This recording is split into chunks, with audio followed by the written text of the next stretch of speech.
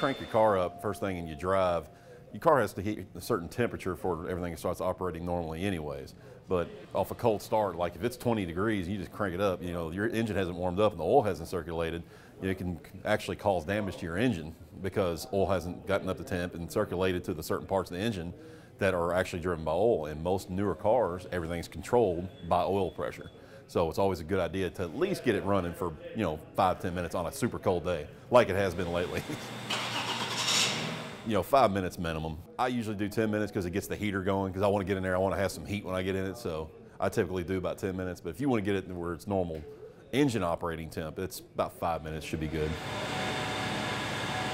It's always good to keep checking your coolant system, and, you know, basically like any time of year, you always want to keep your fluids checked 24/7, so it's always good to check your coolant. Well, you know, we do coolant flushes, stuff like that, and if course you got any problems, just, you know, be on the outlook for leaks and anything abnormal in the driveway, of course.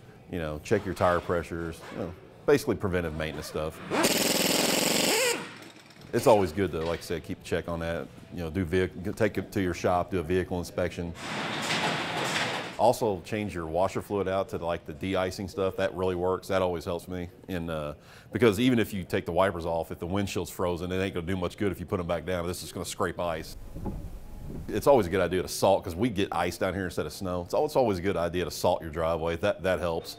And keep the tire pressures correct in your tires too, because if it's, you know, they're too high, which a lot of people do, they're not going to hook up as good.